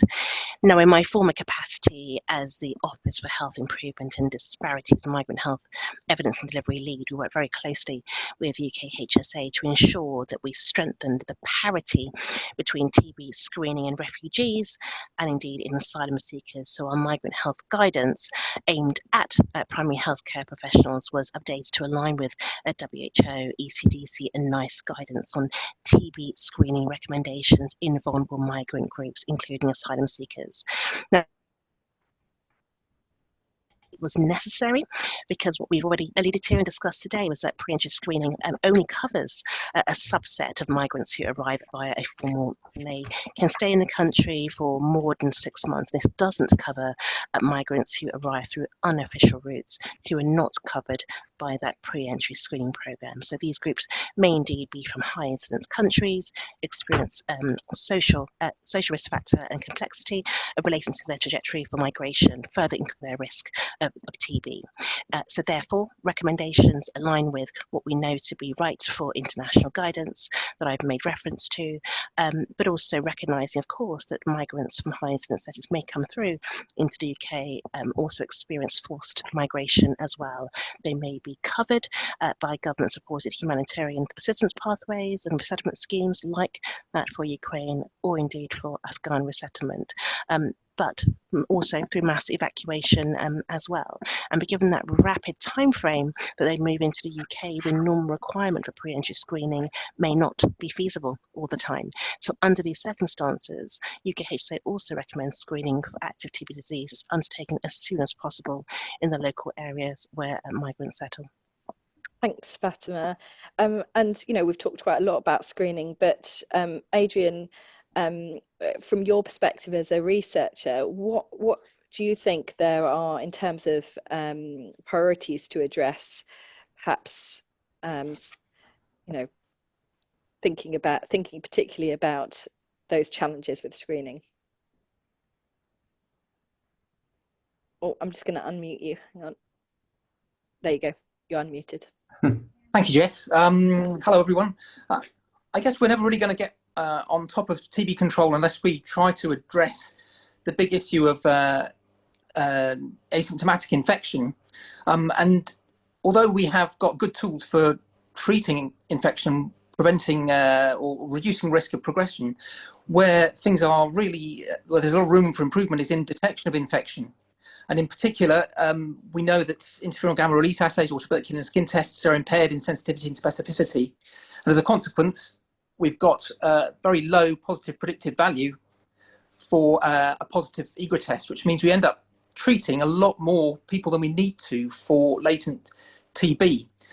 So I think for me, the priority area here is to improve our diagnostics for TB infection, potentially with tools which can detect a microbial target rather than detecting host response, because that will greatly improve our ability to target preventive therapy at the people who benefit it most. And that has got applications not only for the UK, but in low and middle income countries too. Thanks, Adrian. Such an important point about our tests for TB not doing what we really need them to do. Priyal, another point that Fatima was talking about was screening and people coming in from through various different routes, and the importance then of their access to healthcare and how that can be extremely challenged by broader conditions.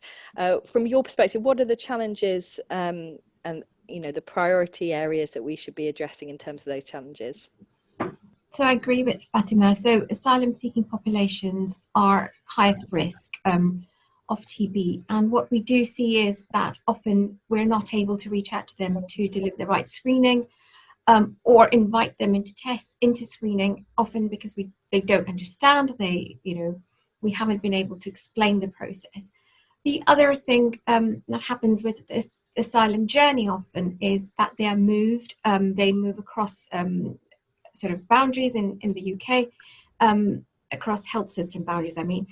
And so we often lose them. They may have disjointed care, might have access screening somewhere, but then we don't know where they've gone. They might have been moved to a different position, different place. And so the challenge here, and I think we need to prioritize, is that the people who are most vulnerable and more high risk of TB are often sort of facing destitution. Asylum seekers often get very little money. They're moved at short notice, and we're not able to follow them up. So how do we really work collaboratively across geographies, across our administrative boundaries in health system, to improve communication so that we can pick up people wherever they may be in the TB care pathway, and then bring them up to treatment or whatever they need at the point we see them. So there is something here about people moving across the country, and this also extends to the housing crisis, as Mark talked about, where people are being placed outside boroughs, outside London, outside different areas.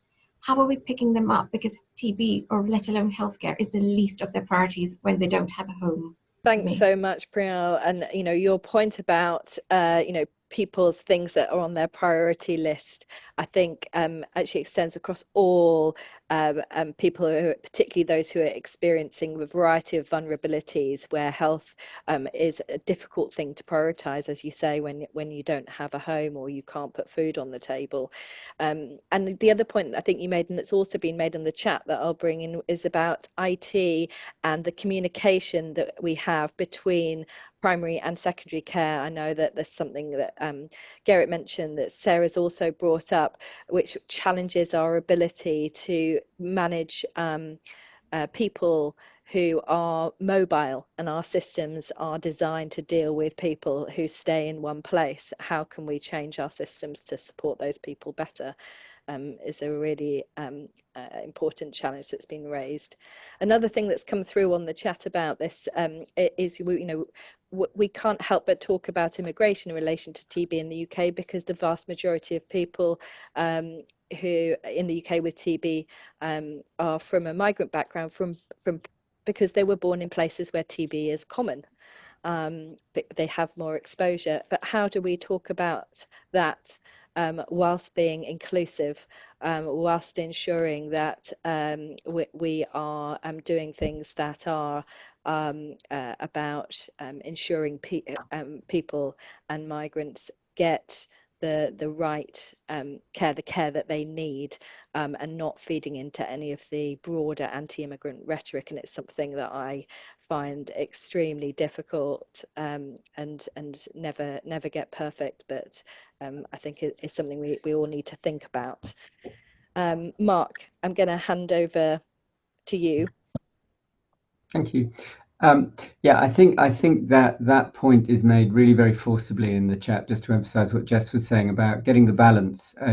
Shakib was pointing out it's potentially there's a lot of stigma bound up in TB, and currently as the world seems to lurch from economic crisis to economic crisis, so it's quite easy to pick on others, and TB is a good example where that happens.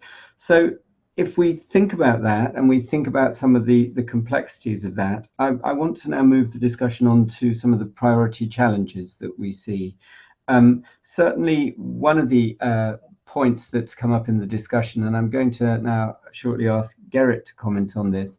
There's been this question about where to screen. In other words, well, what we should be screening with and where it should happen. Should it happen in country, or should it be prior to arrival? Gerrit, what's your views on that? Yeah, I think we have to be pragmatic on this. I mean, I have been involved in Leicester with research on better tests for latent TB for many years, and Pranab Haldar, who's led this research, is on the group, and he's already commented on this. The bottom line is, at the moment, we have the IGRA tests, and they perform as they do. And we have used in Leicester since 2015 approximately 5,000 blood tests on people who fall into the migrant screening criteria. Now, what's the impact on that? The impact is that we've treated approximately 870 or 880 individuals preventatively with a completion rate of 94%. The capture of our target audience was far less reliable in primary care, unfortunately, than it was in healthcare. And this has already translated in very significant numbers of migrants who fall into these criteria presenting as active TB cases. For example, in 2023, I think it was almost 40% of our foreign-born migrants who should have been screened, and prevention treatment should have been offered. Plenty of time was available. However, we did it quite well, I think, for healthcare workers, which is a very important group, and we've recruited heavily from countries with very high TB incidence in Leicester.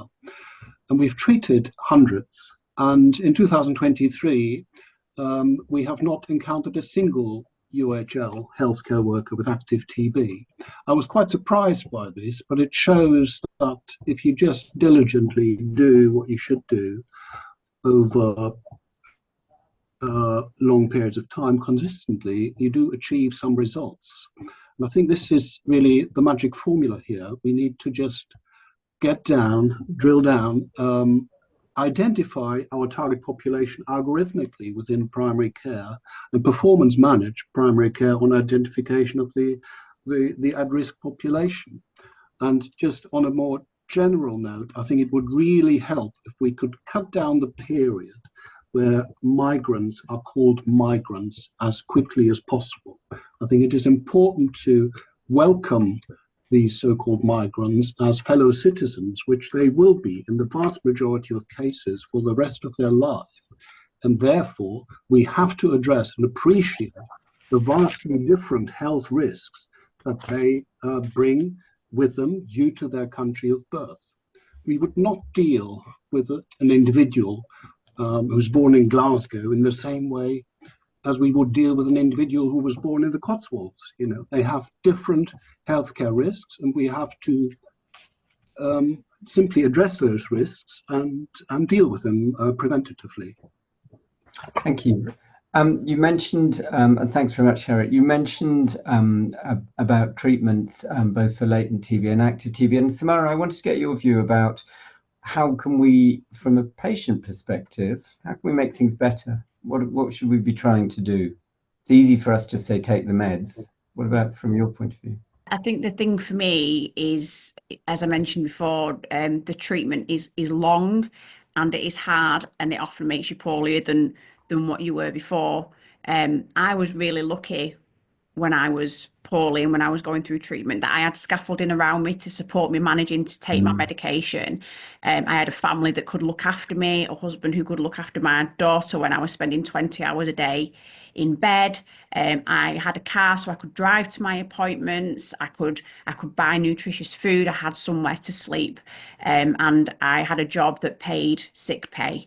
A lot of people don't have these things in their life, so having to be on treatment for a year can feel impossible.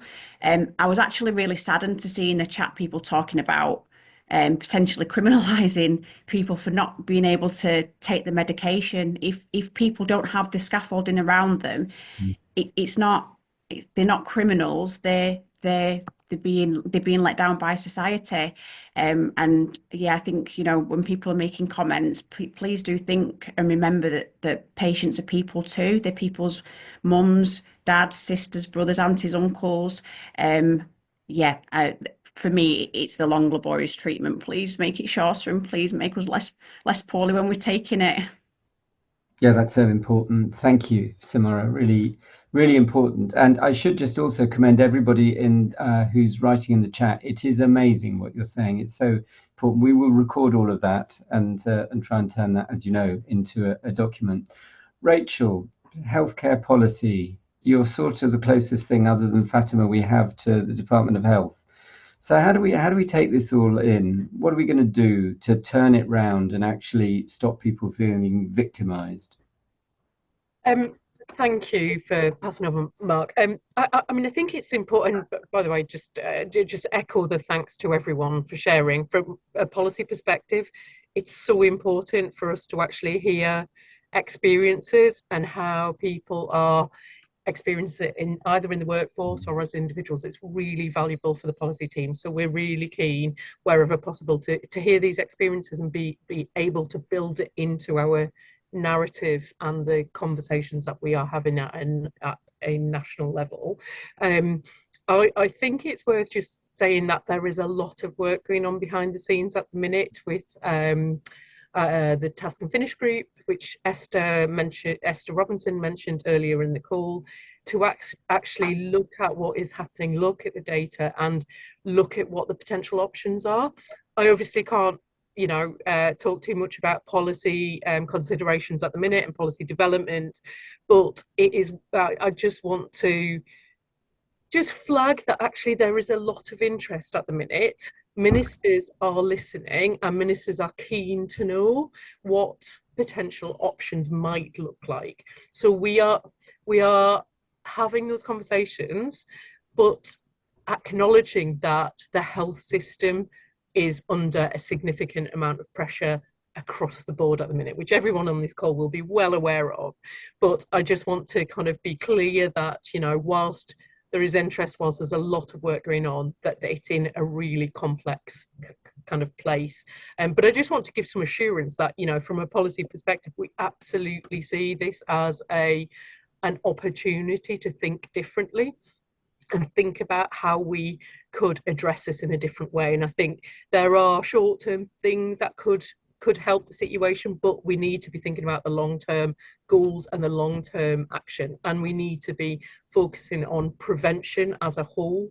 And so that's that. I don't know. I'm not sure whether that answered the question, Mark, but I just wanted to give some assurance that there is a significant amount of work going on to collate all of the information we're getting from people like yourselves on the call, and there's a lot of interest at the minute. So yeah, sorry, Mark, I haven't actually answered your question. I just thought it was to give some assurance. That's good news. I love your answer, so thank you. That's great. Dominik, I wanted to bring you in for two brief responses. One is to that question of diagnostics, and maybe Adrian to pick up on that as well. And the second one is, how does primary care fit into all of this? Because it's potentially an enormous workload, or it's none at all, and we are never quite sure which one to develop, if you like.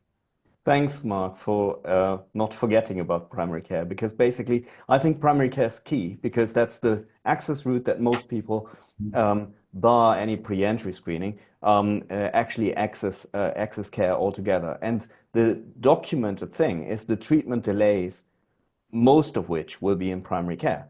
Yeah, I think it was Samara or somebody mentioning the repeated courses of antibiotics and all the rest of it. So I don't need to labor that, nor do I need to labor that primary care is under strain and that we are basically struggling as we are. We are struggling partly because we are built as a reactive service, but actually the question is, and the question is not my question, it's a question from the Department of Health, whether we should be more of a preventive service, whether we should be more, doing more, reaching out and doing more long-term care and doing preventative services. So one thing I wanted to say is that we all agree that the IGRAs could be better, but it's one thing that we have, as Gerrit said. One thing that helps me to get people into care, and I'm based here in East London, where it's a very high incidence rate, is that we do have an LTBI screening program, and we do get positive tests, and those positive tests need to be acted upon. And yes, many of those obviously will have LTBI, some of which may actually have prevalent TB. And so that's one way in. I think we need to start rethinking about where primary care fits in. Primary care, as we've shown in the Catapult study, is perfectly able, with all the help in the community that we can get, the pharmacists that were bearing a lot of the brunt of the treatment itself, but with a good and well-designed pathway, we can do that in primary care. So Catapult is there for reading. The other thing you asked is about tests, and of course, before I start moaning about that, we need, and I'm sure that Adrian can fill in the gaps, we do desperately need new tests for whatever latent TB as a concept might be. We need this all. But we're not making enough of the stuff that we already have. So what is the frequency of trusts having expert machines, for example, or expert machines? And you go to South Africa, you have an expert machine. By expert, you mean gene expert? Sorry, gene expert. Yeah. Or Molview, or whatever it is. So doing things that are a little bit, making the diagnosis a little bit easier, a little bit shorter. I think that would help greatly. This is one of the things actually that you heard that here in East London we launched the TB Centre, in Queen Mary University, the TB Centre, and the TB Centre. One of the things is that it actually brings expert machines into Barts. Simple as that. And we'll see what happens with that. So joining things up, Adrian, anything about rapid diagnostics? Should we? Are they good enough? Is there stuff on the horizon we could really improve on? Well, I think as Dominik's highlighted, the main focus on rapid diagnostics that we're focusing on at the moment is getting expert not just into the hospital, but actually into the TB clinic, and training up the nurses so that they can do, process the sputum there and then, and we can get the turnaround time for diagnosis down to 2 hours. So that's what we're trying to do, really emulating what UCL's done in terms of the mobile van, taking that technology but putting it into the clinic and seeing if that will reduce diagnostic delay. Great, thank you. Shakib, again, what do you think we could do that would make a difference to the people you see in the community? I think because TB isn't always people's top priority, it's important that we build clear pathways so we can provide results and build trust with patients, such as with housing departments or charities that do a lot of great work. Many of them speak their own language, so they can communicate in a way that they understand. Another idea is to do public health awareness campaigns in home office hotels to introduce how the UK treats TB. I'm sure a lot of them have TB experience in other countries, so maybe a way to introduce the NHS as a whole or certain parts of TB to migrants. And from what I've seen, a lot of the migrants and asylum seekers and refugees that I've seen, they may suffer from mental health issues that they don't even recognize as mental health. So a lot of education is needed around what is PTSD, what is depression, and it's okay to have these. Explaining the pathway of how to access support. Thank you, Shakib. I'm going to hand over to Jess now. I think we're going to move on to talk about a few radical solutions or people's ideas around radical solutions. And then after that, if we've got time, we'll bring in a few more comments. But I know that we've only got 10 minutes to go, so I really wanted to get to this place. We've already talked about introducing latent TB screening as part of pre-entry screening, but Sarah, you mentioned when we spoke about this, AI. How can AI help us?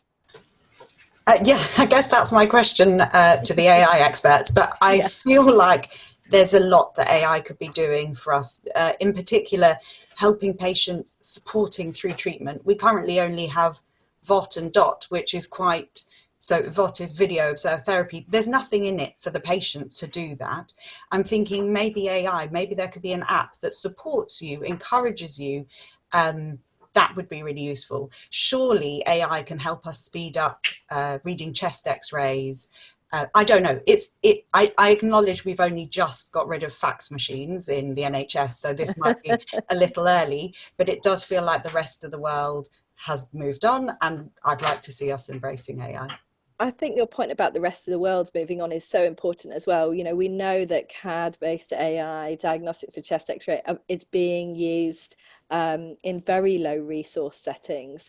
We really struggle to get X-rays into prisons here, but we've got really mobile X-ray machines with you know, AI behind them, and you know, we are in one of the higher income countries, even though I know that all our resources tight. When there was mentioned before about shorter treatment regimens, and it's great that we've now got the 6-month MDR TB regimen, but we can't access rifapentin, which I know Johnny mentioned before. So I think there's a broader point there, I guess, I wanted to make about the fact that we're not delivering care to our to people affected by TB that is being able to be delivered elsewhere, like those rapid diagnostic induced sputum, gene expert, etc. Fatima, you mentioned something about peer-to-peer, and I wondered if you wanted to say something about that. Thanks, Jess, and very much building upon the last points you just made there. I mean, speaking now in my current capacity as DHSC's Internationals lead for our arm's length bodies international engagement activities, so providing oversight over what NHSE and UKHSA do internationally, among other bodies. And so I think for the UK to adapt to maintain a leading role in global health, and of course to best deliver against government missions and those priorities, are particular shifts where I see a role for peer-to-peer equitable partnerships, technical partnerships, slightly in line with what Shakib just talked about. And so for us in DHSC International, you know, we really want to deliver results for countries by using the NHS and UKHSA-led peer-to-peer equitable partnerships with those in low and middle income settings to really strengthen health systems for research capabilities, but also to facilitate knowledge exchange. Now, these types of partnerships acknowledge that we face many of the same healthcare challenges, albeit in different contexts. But these partnerships can also serve as vehicles for bilateral relationships, for experiential learning, and indeed for influence, maybe on primary care reform and prevention, on CAD-based AI and rapid diagnostics. And what they do is they bring an increased emphasis on positioning UK TB experts on TB prevention and control, showcasing the interventions that we're taking, learning from others as a means to diplomacy, for convening power through thought leadership, advocacy, public health, expertise scientifically, but also investment in global public goods, including R&D. But there's also a reciprocal recognition of the value in the UK based UK health leaders who will be involved in these longer term partnerships and nurturing those, which very often depend upon championing those in UK institutions. So all of this links to about 3 pillars: the role of international engagement and learning to drive the government's health and growth missions and the 10-year health plan, but also that health security itself is very much dependent upon these links. And future iterations for these types of government-supported partnerships also link to UKHSA's ambitions. Thanks, Fatima. Gerrit, there's been quite a lot of conversation in the chat about the evidence coming out of Brazil for social protection programs, and I wondered what you thought about that in relation to kind of more novel solutions in the UK. Yeah, not sure I'm the best person to comment on this, really. I think you mentioned something about a hardship fund. Yeah, I mean, it's undoubtedly the case that we've seen that the income levels of TB patients are very low indeed, and the conditions under which people arrive in the UK, especially if they're here for economic reasons, as part of work visa applications, are extremely precarious. And people find it very difficult to find time to attend TB clinics because they work extremely long hours for their new employers, not always legal hours. People often have TB and don't have any regular accommodation. We are welcoming several million new citizens into the UK, but nobody thinks about the accommodation that is needed to house this new part of the population. And that really creates massive problems for patients who then present late, have infectious TB, have really very high morbidity when they present, and who will need to be accommodated in hospital for very long periods of time. And therefore, there should really be an emergency fund created for those who need social support at the point where they're diagnosed with TB. And that includes emergency housing facilities, where people just for the first time in the UK often experience kind of regular life, and access to regular food, access to resources, access to friendly people. This is of enormous value for the most difficult, socially deprived and socially disadvantaged TB patients that we see, and they're extremely resource intensive. So this again would be highly cost effective. And I think there was some work in East London around some local authority agreements around housing people with no course to public funds, which showed a significant saving because you were taking people out of hospital, which is the only other place you could manage their TB. So we have got some cost effectiveness data there about supporting people through their TB treatment. Hazel, you had an additional point, I think, to make around novel or more radical solutions. Yeah, so my point was about the fact that it's shocking that TB is preventable and treatable, and yet it's still the leading infectious cause of death globally. And it seems at the moment, because we're seeing a bit of a rebound of TB cases in the UK, that unless we've got adequate investment in TB prevention and treatment overseas, particularly amongst the high incidence countries, that TB elimination in the UK is going to be extremely challenging because we all live in a global world now.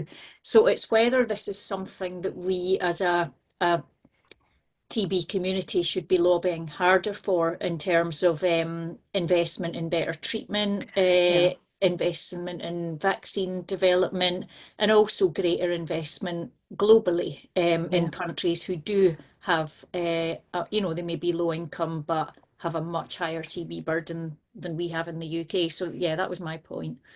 Thanks, Hazel. It's such an important point, I think, specifically in this week where we've seen the USA withdraw funding from both the WHO and USAID, who are huge contributors to the global TB effort. And we know that bugs don't respect borders. And no matter what we do with our immigration policies, we will have TB in the UK if we have TB globally. And so it's more important than ever that the UK government steps up their contributions. We're in a global fund replenishment year, and so that writing to your MP to tell them to push the government to invest in the global fund. For those who don't know, the global fund to fight TB, HIV, and malaria is one of the largest contributors to TB programmatic delivery globally, and the replenishment case is launched, and we want more commitment from the UK government and not less, and it will be even more important this year than any other year previously with the US government's position, and similarly with WHO financing. Mark, I'm going to hand over to you to close us because we are at 5 o'clock. Thank you. I just want to firstly thank the panelists and the speakers for your time and contribution. I really want to thank also the audience who've been amazing. Just as I say, a wealth of ideas and thoughts, and it shows just the feeling that we have. The team have been here who have been fielding your responses and put this all together. Neil, Connor, Emily, and Felicity in particular, fantastic. So what have we learned? Well, we've learned that there is enormous amounts of good stuff going on. There's some huge problems. I'm hoping that things like Get It Right First Time will help. I'm hoping that some of what I was really struck by the word you used, Samara, scaffolding, the scaffolding that we can provide in the TB community and reaching into government. I was sorry to hear, and you may not know this, that NICE have chosen not to prioritise TB for their next guideline update. However, I see that as a positive. I think that means us as a community have to work harder. We have to look at it. We have to work with primary care. We have to work with researchers. We have to work with each other and produce something that actually is based around patients rather than for the needs of a health service. So I'm going to close and say thank you so much. And thanks in particular to Jess, my co-chair, who has really made this all happen. As I started this sentence, I thought I might offer that we do this again in a year or so, review where we are. A year might be too soon, but let's do it again. And I just love all the hand claps and the thumbs and the hearts. So it's been great. Thank you, everyone. Yeah, thank you so much. Bye. Thank you. Thank you. Thank you.